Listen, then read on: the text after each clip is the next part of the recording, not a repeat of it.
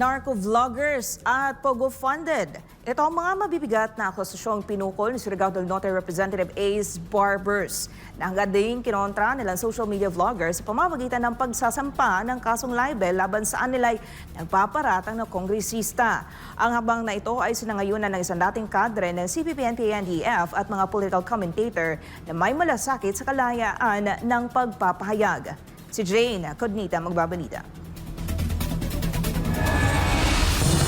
Isa sa mga pangunahing dahilan ng reklamo ng ilang vloggers laban kay Congressman Ace Barbers ay ang kanyang direktang pagpaparatang na sila ay narco-vloggers at may koneksyon sa Pogo. Dahil dito nagsampa ng patong-patong na kasong libel ang ilan sa kanila bilang tugon sa umunoy mapanirang pahayag ng kongresista. Sinang-ayunan naman ni Ipanaw Sambayanan nominee Jeffrey K. Eric Celis ang hakbang na ginawa ng mga kasamahan niyang political commentators. Sabi pa ni K. Eric, walang mali sa pagsasagawa ng political commentary o sa malayang pagpapahayag ng saloobin sapagkat ito ay tungkulin ng bawat responsableng mamamayan.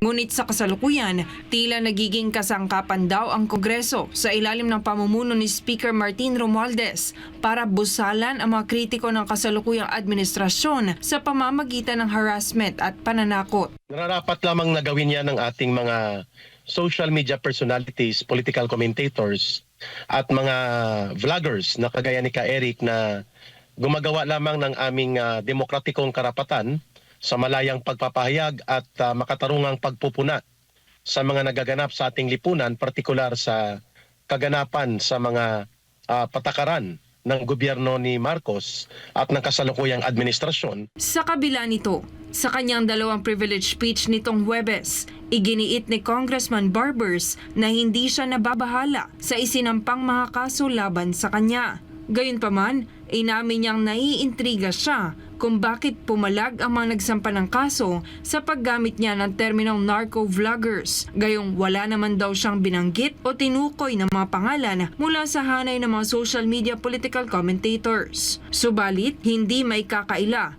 na ang kanyang paggamit sa termino ay may negatibong implikasyon na maring makasira sa reputasyon ng mga online commentators na kritikal sa gobyerno.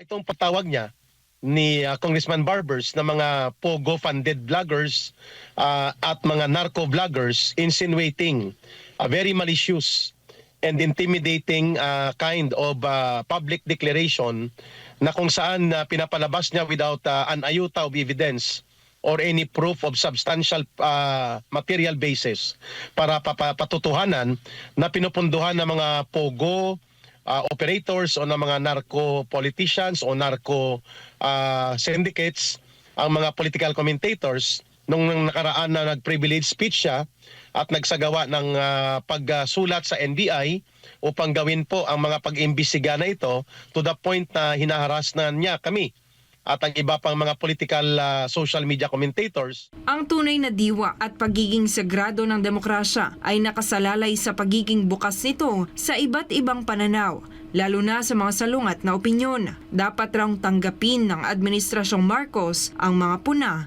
at huwag itong supilin. Dahil ang pagsupil sa mga kritikal na kritiko ay isang malinaw na tanda ng tyrannical na pamamahala o isang sistema na hindi nalalayo sa diktadura. Sapagkat ang diwa at ang buong pagiging sagrado o the sanctity of democracy is in its openness to listen to both sides of opinions and encourage and promote dissenting opinions. At hindi para isuppress ito, takutin ang mga nagsasagawa ng pagpapahayag na salungat sa mga status quo o sa kasalukuyang administrasyon sapagkat yan ay mga hakbang ng tyrannical o despotikong pamumuno similar to a dictatorship.